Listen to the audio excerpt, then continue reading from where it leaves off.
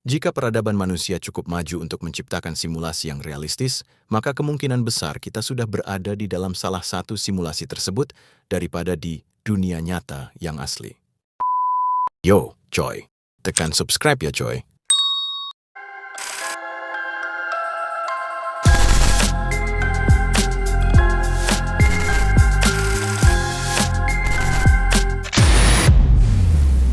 Coy, kali ini kita akan membahas sesuatu yang bakal bikin kita mempertanyakan realita di kehidupan kita sekarang ya, coy.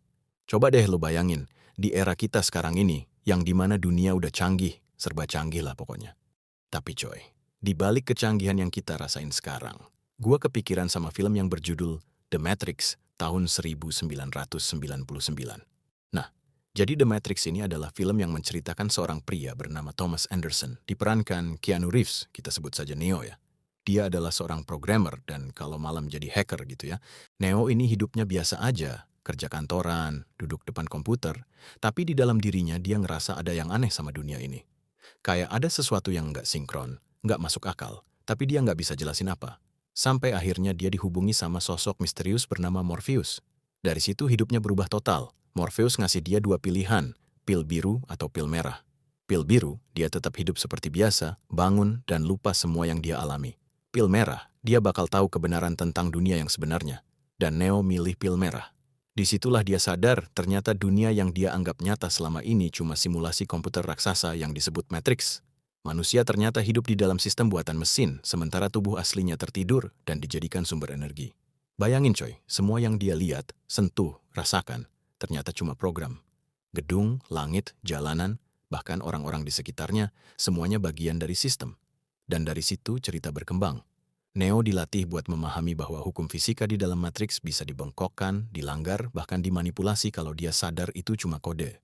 Nah, di titik ini mulai muncul pertanyaan yang bikin merinding. Kalau di film itu dunia ternyata cuma simulasi, terus gimana kalau di kehidupan nyata kita sekarang?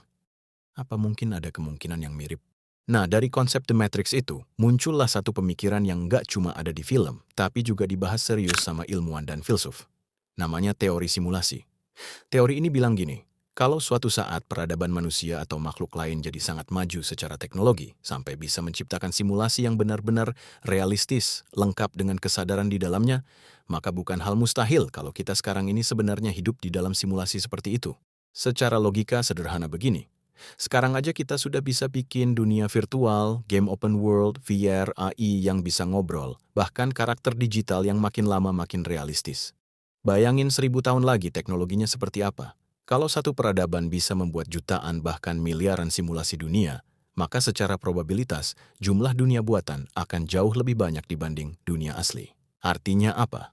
Secara statistik, kemungkinan kita hidup di salah satu simulasi bisa jadi lebih besar daripada kita hidup di realita dasar yang asli. Ini bukan klaim bahwa kita pasti hidup di simulasi ya, tapi ini argumen probabilitas yang pernah dibahas serius oleh seorang filsuf bernama Nick Bostrom. Beberapa orang mulai mengaitkan teori ini dengan hal-hal seperti batas kecepatan cahaya, hukum fisika yang sangat matematis, bahkan struktur alam semesta yang seperti dikodekan. Tapi sampai sekarang belum ada bukti ilmiah yang memastikan bahwa kita memang hidup di simulasi. Ini masih wilayah teori, filsafat, dan spekulasi ilmiah. Kalau memang suatu hari kita bisa menciptakan simulasi yang sadar, apakah itu berarti kita sedang mengulang sesuatu yang sudah pernah terjadi pada kita? Nah, dari sini kita bisa masuk ke implikasi yang lebih gila lagi. Tapi sekarang pertanyaannya bukan lagi, apakah kita hidup di simulasi? Yang lebih menarik adalah, kalau iya, dampaknya apa buat kita? Pertama, dampak ke cara kita memandang hidup. Kalau realita ini ternyata cuma sistem yang lebih besar, itu nggak otomatis bikin hidup jadi nggak berarti. Justru sebaliknya, semua yang kita rasakan, sakit, bahagia, takut, cinta, tetap nyata buat kesadaran kita. Walaupun ini simulasi, pengalaman kita tetap terasa asli. Kedua, dampak ke ilmu pengetahuan. Kalau alam semesta ini seperti sistem komputasi, maka sains bukan cuma belajar tentang alam, tapi belajar tentang cara kerja sistem itu sendiri. Fisika jadi seperti membaca source code, matematika jadi bahasa dasar realita, dan teknologi bisa jadi alat untuk memahami batas-batas sistem. Ketiga, dampak ke kebebasan dan pilihan. Kalau ini simulasi, apakah kita benar-benar punya kehendak bebas, atau kita cuma menjalankan skrip yang sudah ditentukan? Tapi di sisi lain, bahkan di dalam game pun, karakter bisa punya banyak kemungkinan pilihan. Artinya mungkin kebebasan itu bukan soal dunia ini asli atau tidak, tapi soal bagaimana kita mengambil keputusan di dalamnya.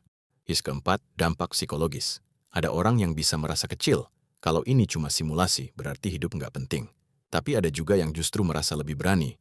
Kalau ini simulasi, berarti kita ada di petualangan terbesar yang pernah ada. Semua tergantung cara kita memaknainya. Dan yang paling penting, sampai sekarang, teori simulasi itu masih hipotesis filosofis dan ilmiah. Belum ada bukti kuat yang memastikan bahwa kita benar-benar hidup di dalam sistem buatan. Jadi ini bukan soal percaya atau tidak, ini soal mempertanyakan dan berpikir lebih dalam tentang realita. Jadi pada akhirnya, apakah kita benar-benar hidup di dunia nyata? Atau kita cuma bagian dari sistem yang jauh lebih besar dari yang bisa kita pahami? Sampai hari ini, belum ada jawaban pasti. Teori simulasi masih sebatas hipotesis. Sebuah kemungkinan, bukan kepastian. Tapi justru disitulah letak menariknya, karena mau ini dunia asli atau cuma simulasi tingkat tinggi.